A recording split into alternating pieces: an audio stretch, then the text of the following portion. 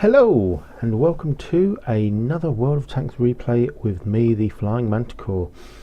Now this is a very old replay that I've been holding on to for a while. This is actually from 8.11 and this is on the Halluf map, and I am driving the tier 6 American tank destroyer, the Hellcat.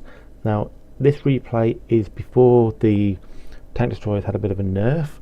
So the Hellcat is actually a little bit overpowered, I suppose you could say here. And you can also see in the background there is a KV-1S, a couple of KV-1S I should say, and they are the old KV-1S before they became the KV-85, so before they also got nerfed.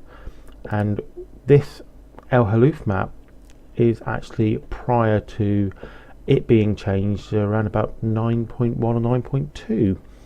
Now in this, this is a encounter battle, so the cap is obviously in the middle area around the C3 zone, where it still is now, I believe, and it's a fairly evenly matched battle, sort of, you know, mostly tier 6s, a few tier 5s and a couple of tier 4s, just sort of tied it up.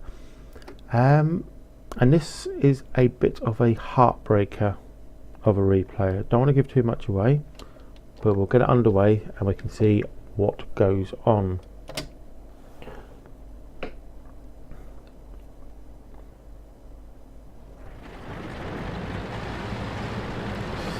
So here we go. Worst thing ever. We had no chance to win, especially when we bullied John to death. So here we go. Being a tank destroyer, being the Hellcat, with good view range that it had already at that point, and they've got binoculars on there. I'm going to be heading off to a good view range point over to the H9 sort of zone. It gives a really good view over the valley onto the far ridge, where there are probably going to be enemy tank destroyers scouted out. And obviously taking a lot of cover to make sure that I stay out of the way. And you can see we've got our tier 4 Crusader sort of like scooting across the valley there. He's made it across so far without being spotted. And I'm viewing into the usual spots, looking at the bushes where any enemy tanks may come in. Nothing so far. I've been joined by the Electo. Probably the best thing for him being a tier 4 tank destroyer. Not going to be very safe for him against such things like the KV-1S, which could probably one-shot him. So our Crusader is scouting up that road, and up in the A1, A2 area there have been a few tanks spotted. Here we go, so we've got KV-1S showing up there. And he's not really gone anywhere yet. The tracks. Only tracked him for that second shot. Right, that definitely hit. We know that definitely hit from where it was, but there's not much we can really go on. And there he is, come back, and we hit him again. Oh, left him on 23, and he's been tracked. And there we go.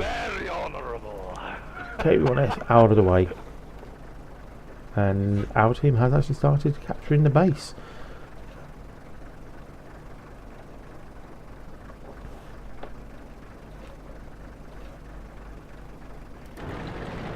And that will be medium tank, probably the M4 I would say is more than likely the one capping,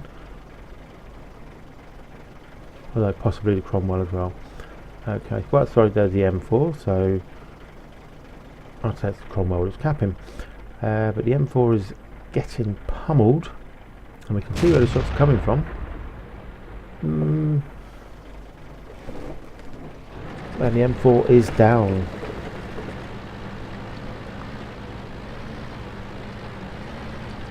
But early doors still in this battle. It's 2-2, no, it's gone to 3-2. And there we go, we've spotted the SU-100. And we've also got the T-49 and ammo rack. One shot We've got the old T49. This is what is now the It's good T67. though. It's pretty Big good. shot on him.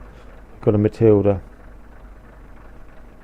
Looked at the Matilda but decided T49 needed to die. That's my third kill.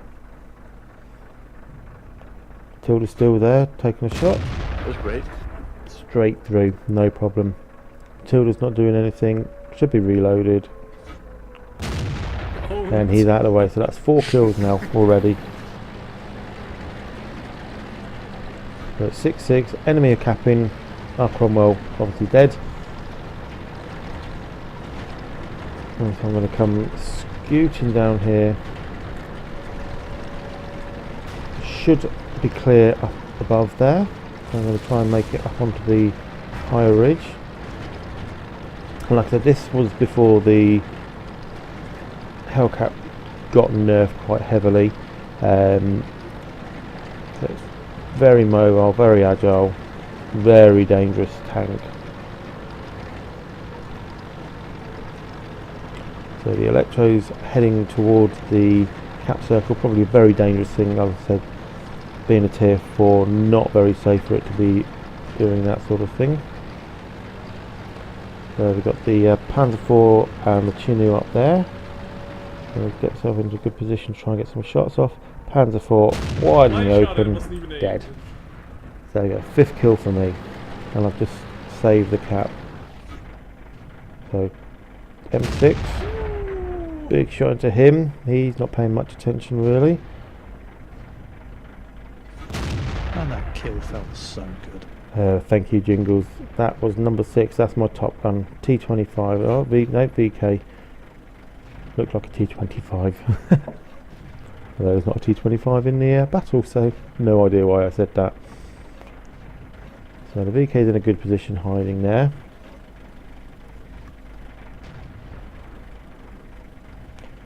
And Chinook has come back in. Got shots on him. Big hit. So he's back. It's now 9-12. Obviously not very good. Not very good at all. VK still over there. And Chinook is trying to go up. Didn't get the kill. Okay, there's a KV1S up there. Got the VK making a move.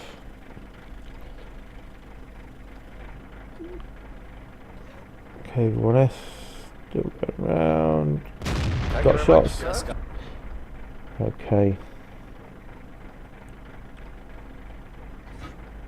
Oh, KV1S is down. Oh, got a second KV1S to hit. He's dead. That is really cool. So the SU-100's dead. Oh, and I've just taken a hit. Taking a second hit. It's Cromwell.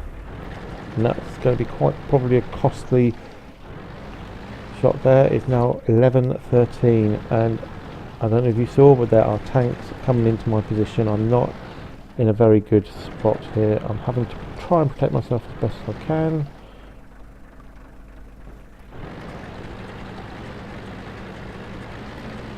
And I'm expecting, I think it's the M4 coming this way around. It is.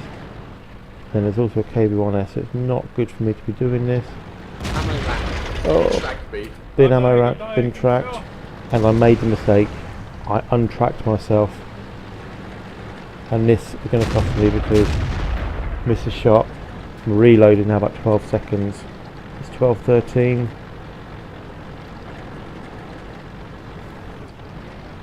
I'm down to 265 health. KV1S, one shot if it hits me. And because my commander's dead, I've got limited view range as well. Here comes the KV1S. Good stuff. Good shot into KV1S, but I've got a long reload time now. Probably as long as the KV1S has.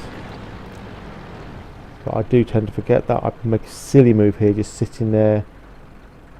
I'm probably grounding, and the KV1S makes a bad move. I take a shot, but only a critical, not an actual damage shot. I'm holding off under Cromwell. Don't know if he's got shots on me at the moment, but he is there on the map, and it's me against what's left. And the KV1S takes me out all over. Right, what should we play next?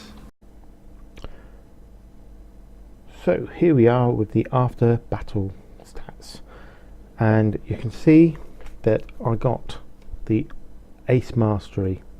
Despite the fact that I lost, I still managed to get Ace Mastery in the Hellcat. I had Tank Sniper, and I also got the High Caliber. And you can see from here, 6 kills, base XP of 1,418. That was what it would be without premium. With premium, I got 2,127 for a defeat. Remember that that's for a loss. Now, on a daily double, that can be a pretty good score for a win. That was for a defeat. If we look at the damage that I did, 3,731 damage, and that is in a tier 6 maximum battle. So tier 6 tanks, you're looking at around about 800 to 850 hit points each. 6 kills, my 1,418 damage. You look at the rest of the team, 1,000, 1,200 there, 1,150 and 1,000. The experience gained 340, 375, 449 for the Crusader. He would have been doing a bit of scouting there. And you look at the enemy team, people who actually won. The person with the best XP in the enemy team, 1,377. That's less than me losing. That was how much of a heartbreaker that was, and it was all down to me getting ammo racked. But I had the choice. I could either repair the ammo rack and wait for the tracks to be repaired and be at the mercy, or I could repair the tracks and have to deal with the ammo rack, and it was that which cost me. If I'd had the ammo reloaded at normal rate, I would have beaten the KV-1S to the reload. I would have been able to finish him off.